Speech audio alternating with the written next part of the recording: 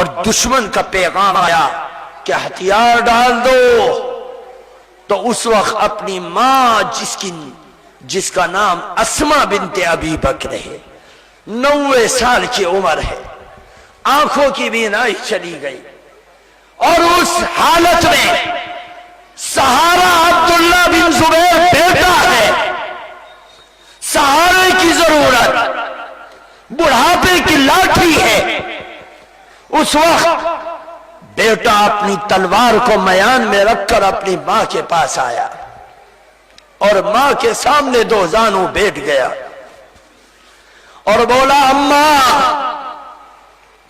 دشمن کی فوج نے چاروں طرف سے گھیر رکھا ہے، دشمن کی تلواریں ٹکرا رہی ہیں، اماں کعبۃ اللہ کی چھت کو شہید کر دیا گیا، اماں کعبۃ اللہ کے ارد گرد رہنے والے ایمان والوں کو قتل کیا جانے لگا، اماں مکے کی عورتوں کے ساتھ بدکاری کی گئی، اماں اب تیرے بیٹا جو تیرا اکیلا سہارا ہے، اماں تیرے بیٹے کے سامنے 2 آپشن ہیں، بتلا آج تسلیم ہو، کیا میں ہتھیار ڈال کر تیری خدمت کروں، سرنڈر ہو جاؤ، اپنی جان بچا لو، یا اماں مجھے اجازت دے میں آگے بڑھوں، تلوار چلاؤں، لڑوں، لڑتے لڑتے اپنی جسم کو اپنی جان کو پیش کر دو، اور کل قیامت کے دن میری تیری ملاقات اللہ کے پیغمبر کے دربار میں حوض کوثر میں ہو۔ ماں ہماری ماں نہیں تھی، وہ ابو بکر کی بیٹی تھی، وہ ابو بکر کی بیٹی تھی، وہ نبی کی سپاہی تھی، وہ ماں آگے بڑھی اور بیٹے کو گلے سے لگایا اور بولی اے بیٹا سن، میں کل کو یہ طعنہ برداشت نہیں کر سکتی کہ اسما تیرے بیٹے نے موت کی خوف سے ہتھیار ڈال دیا، نہیں، جا لڑتے لڑتے اپنی جان پیش کر دینا اور ایک قدم پیچھے مت ہٹنا، خبردار میں تجھے دشمن کے مقابلے پر زندہ نہیں دیکھنا چاہتی، جا لڑ اور لڑ کر اپنی جان کو پیش کر دے۔ عبداللہ بن زبیر آئے، لڑتے لڑتے اپنی جان کو پیش کر دیا، کیونکہ اکیلے تھے کئی ہزار کے سامنے۔ حجاج بن یوسف کے سامنے عبداللہ بن زبیر کی گردن کاٹ کے سر لے جایا گیا، وہ سر حجاج کے سامنے آیا، حجاج نے کہا لٹکاؤ اوپر، حجاج کے خیمے کی سب سے اونچی جو بلی تھی، اس بلی کے سر پر چوٹی پر عبداللہ بن زبیر کی سر کو لٹکا دیا گیا۔ یہ دنیا کا سب سے بڑا عالم، آج اس کے بال بکھرے ہیں، آج اس کے چہرے پر زخم ہے، آج اس کی داڑھی لال ہے، آج اس کی گردن کٹ گئی ہے، آج اس کا دھڑ کہیں اور ہے اور سر لٹکا ہے۔ حجاج نے کہا مکے والوں کو دعوت دو کہ جو ہمارے مقابلے پر آئے گا اڑے گا، اس کا انجام یہ ہوگا، اس کا انجام یہ ہوگا۔ مکے کے سب لوگوں کو دعوت دی گئی، کہا سب آ گئے، کہا ہاں سب آ گئے۔ کسی نے کہا حجاج اس کی ماں بوڑھی ہے، وہ بھی لاٹھی ٹیک ٹیک کے تیرے پاس آ رہی ہے، تیرے پاس آ رہی ہے۔ جو ان کو سہارا دے رہا تھا اس نے کہا کہ آپ کے بیٹے کا سر اوپر لٹکا رکھا ہے، اوپر لٹکا رکھا ہے۔ وہ لاٹھی ٹیکتی ٹیکتی حضرت ابو بکر صدیق کی بیٹی آج اپنے شہید بیٹے کے سر کو دیکھنے کے لیے آئی۔ حجاج اپنے خیمے سے باہر نکلا اور حضرت اسما کے قریب آیا، کہا اماں اگر آپ سمجھا لیتی تو آپ کے بیٹے کا انجام یہ نہ ہوتا کہ ہاتھ کٹ گئے، پیر کٹ گئے، سر کٹ گیا اور آج سر لٹکا ہے۔ وہ ابو بکر کی بیٹی تھی، وہ نبی کی، نبی سے محبت کرنے والی تھی، وہ نبی کے لیے مار کھانے والی تھی۔ آؤ اس کی زبان پر جو الفاظ آئے سونے کے قلم سے، سونے کی روشنائی سے، سونے کے انکوں سے لکھنے والا ہے۔ فرمایا او حجاج سن، ہاتھ کو آسمان کی طرف بلند کیا اور بولی یا اللہ تیرا کتنا بڑا انعام ہے کہ تو نے میرے بیٹے کے سر کو اس کی زندگی میں بھی بلند رکھا اور شہادت کے بعد بھی اس کے سر کو دشمنوں کے اوپر بلند کر دیا۔ نعرہ تکبیر، نعرہ تکبیر۔ حضرت اسماء رضی اللہ تعالی عنہ۔ اسلام اتنا سستا نہیں، ہم نے جس کلمے کو پڑھا ہے یہ کلمہ اتنے سستا نہیں۔ آؤ اس کلمے کے لیے نبی کے خاندان کو لوٹنا پڑا، نبی کے خاندان کی گردن کٹ گئی، نبی کے خاندان کا خون بہہ گیا، نبی کے خاندان کے بچوں کو قتل کیا گیا، عورتوں پر ہاتھ اٹھایا گیا، ان کی چادر کو کھینچا گیا، ان کے خیمے کی بلیوں کو لوٹا گیا، سب کچھ کیا گیا۔ نبی کا ایک خاندان حضرت حسین کے ساتھ، یہ نبی کا خاندان کربلا کے میدان میں آج وہ حسن کا بھائی حسین جس کے ایک چیخ کو سن کر نبی تڑپ گئے تھے، غزوے میں ہے، پانی ختم ہو گیا، پیچھے سے آواز آئی بچوں کے رونے کی، آپ خیمے میں پیچھے گئے اور کہا کون کون کون؟ بیٹی نے کہا آپ کا نواسا پانی کے قطروں کے لیے تڑپ رہا ہے۔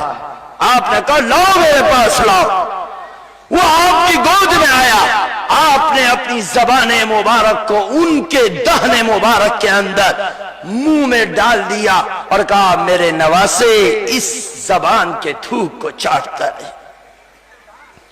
آج نبی کے مبارک منہ کی زبان نبی کے نواسے کے منہ میں ہے۔ لاؤ قدرت نے ایسا منظر کبھی نہ دکھلایا کہ آج نبی اپنے نواسے کے لیے تڑپ رہے ہیں۔ آج یہ بھوکے پیاسے رہنے والے کربلا کے میدان میں دشمن کیا بولتا ہے؟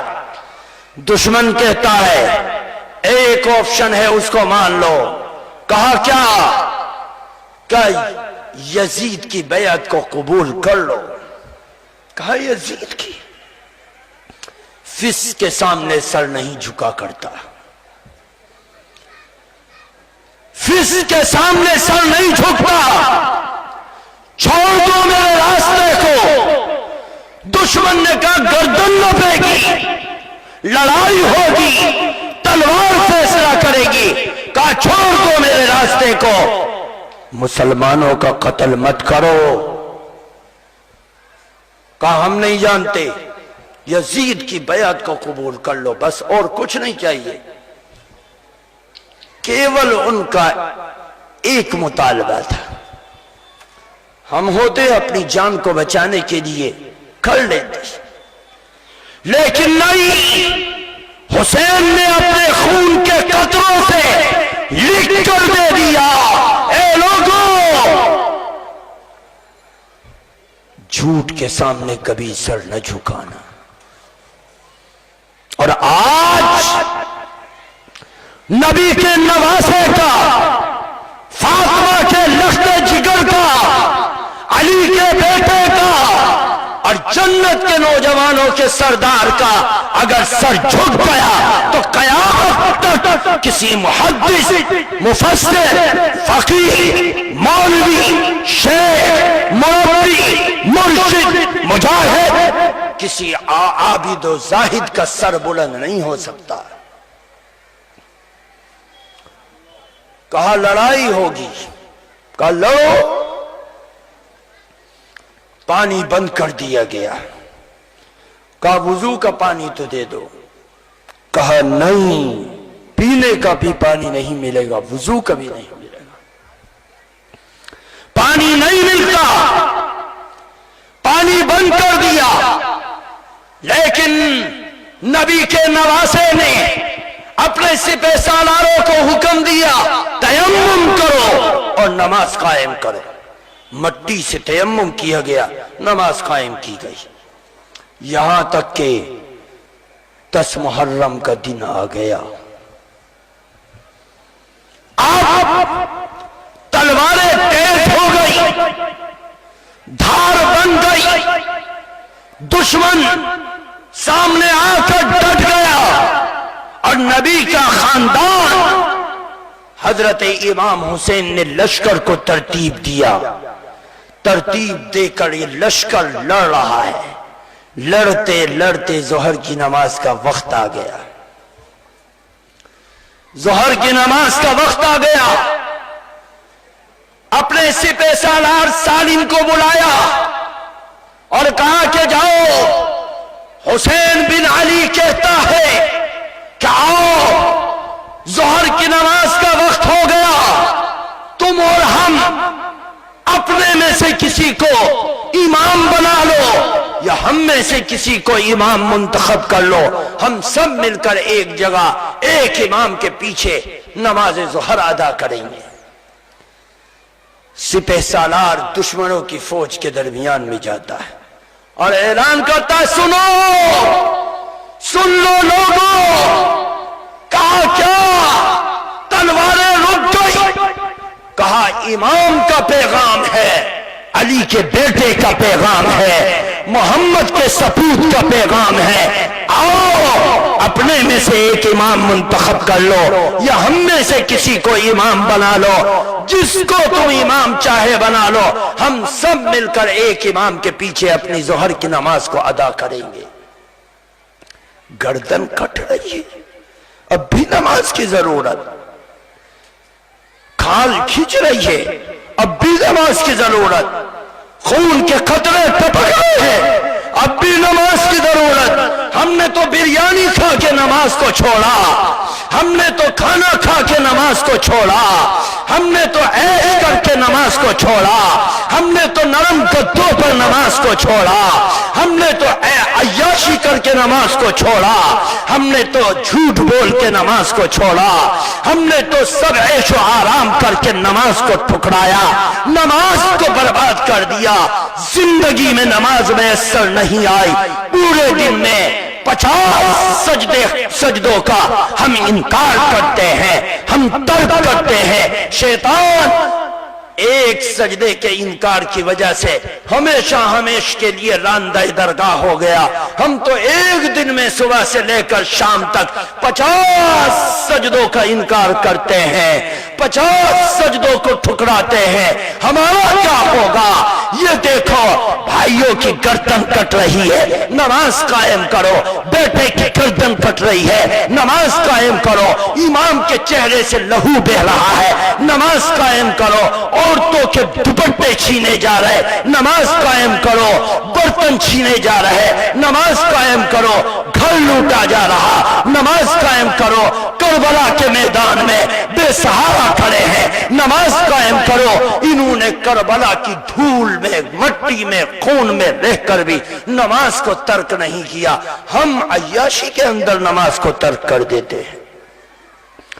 میرے بزرگوں، آؤ ان کو دیکھو، وہ کس پہاڑ کے ایمان کو رکھتے تھے، ان کا ایمان کیا تھا؟ آؤ ان کے ایمان سے اپنے ایمان کی پڑتال کر کے دیکھو، کھنگال کر دیکھو، پرکھ کر دیکھو۔ جب دشمن نے نماز کی اجازت نہ دی، کہا نماز بھی پڑھنے نہیں دیں گے، دشمن عیاری پر تھا، کہا نماز بھی پڑھنے نہیں دیں گے، شمر آگے بڑھا اور بولا کہ نہیں، نماز کی بھی مہلت نہیں ملے گی، چلو لو۔ اس وقت اللہ کے پیغمبر کا نواسا فیصلہ کیا کرتا ہے؟ فرمایا ہم میں سے آدھے لڑیں دشمنوں سے اور آدھے نماز قائم کریں۔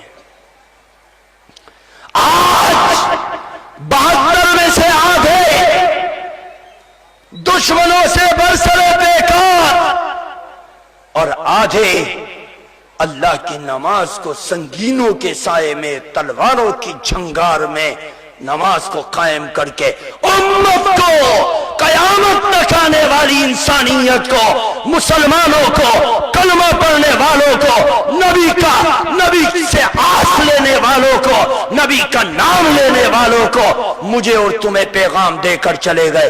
ہم نے تو تلواروں کے سائے میں، سنگینوں کے سائے میں، تیروں کی بارش میں، نیزوں اور بھالوں کی جھنکار میں بھی نماز کو نہیں چھوڑا۔ تم کیوں فراوانی میں نماز کو چھوڑ کر دیوانے ہو رہے ہو؟ آؤ ان سے سبق لو۔ وہ آدھے نماز پڑھ رہے، کہا آدھے پڑھ چکے، کہا جو لڑ رہے ہیں تم ان کی جگہ چلے جاؤ، اور جو لڑ رہے ہیں ان کو واپس بھیجو، جاؤ وہ بھی نماز پڑھیں گے۔ آج تو نماز معاف تھی کہ اللہ ہم کیسے پڑھتے، ہماری گردن کٹ رہی تھی، ہماری آنکھیں نکالی جا رہی تھی، ہمارے خون بہائے جا رہے تھے، ہمارے جسموں کے ٹکڑے کیے جا رہے تھے، دشمن نے مہلت نہیں دی۔ یا اللہ اب تو یہ عذر ہے، لیکن نہیں، کوئی عذر نہیں، نماز ضروری ہے۔ خیمے کے اندر سے آواز آئی بچے کے رونے کی، جو بچہ کتنے 4 مہینے کا، کون ہے؟ نبی کا پرنواسا، کون ہے؟ علی کا پوتا، کون ہے؟ نبی کی بیٹی فاطمہ کا پوتا، روتا ہے 4 مہینے کا پوتا، 4 مہینے کا حسین کا بیٹا بلک بلک کر روتا ہے۔ خیمے میں مڑ کر گئے، کیوں، کیا بات؟ عورتوں نے جواب دیا، پانی کا ایک قطرہ نہیں، چھاتی کا دودھ سوکھ چکا ہے، یہ پانی کے قطروں کے لیے بلک رہا ہے، خداوا پانی کا انتظام کرو، خداوا پیاس کا انتظام کرو۔ لیکن پانی کہاں سے لاتے؟ دشمن نے پانی پر قبضہ کر رکھا تھا،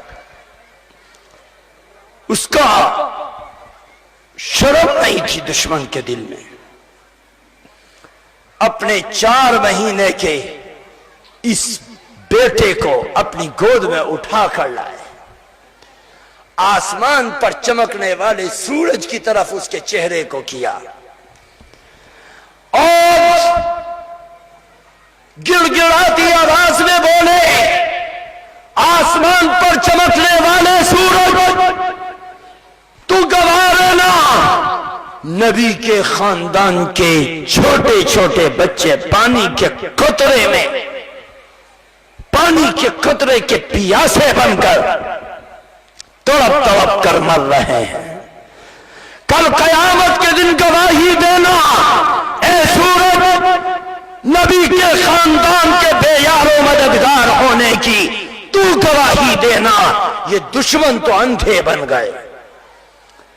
میرے دوستو، ایک دشمن نے حضرت امام حسین کی گود میں اس بچے کو دیکھا کہ وہ بلک رہا ہے، تیر کا نشانہ باندھا اور تاک کر تیر مار کر وہ بچہ جو حلق اپنا منہ کھول کر رو رہا تھا بلک بلک کر، دشمن کا تیر اس کے حلق میں آ کر پیوست ہو گیا اور چیر پھاڑ کر پیچھے سے نکل گیا۔ لکھنے والا مؤرخ لکھتا ہے کہ امام کی نظروں کے سامنے یہ 4 ماہ کا بچہ تڑپ تڑپ کر مر گیا، اور اس کا گرم گرم خون امام کی گود میں سرخ کر کے چلا گیا۔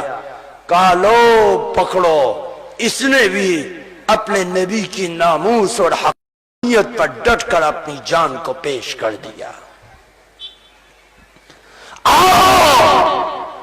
مجھے بتلاؤ، میری زندگی کی نمازیں، میرے سجدے، میرے رکوع، میری تلاوت، میرا ایمان، میرا اسلام اس قابل ہے کہ میں اس کے اوپر اطمینان کر کے یہ سوچ لوں کہ جنت کا میں ٹھیکیدار ہوں، جنت سے ورے کوئی مجھے روک نہیں سکتا۔ اگر جنت اتنی سستی ہوتی تو حسین کے جسم کے ٹکڑے ٹکڑے نہ ہوتے. حسین کی آنکھوں کے سامنے بھائیوں کی گردنیں کٹ رہی ہیں. حسین کی آنکھوں کے سامنے بھتیجوں کی گردنیں کٹ رہی. حسین کی آنکھوں کے سامنے بیٹوں کی گردنیں کٹ رہی. اور سب کچھ ہو گیا کیوں؟ امت کو رہتی دنیا تک بتلانا تھا ایمان اور جنت اتنی سستی نہیں جتنا سستا ہم نے سمجھا ہے. مولاي صل وسلم دائما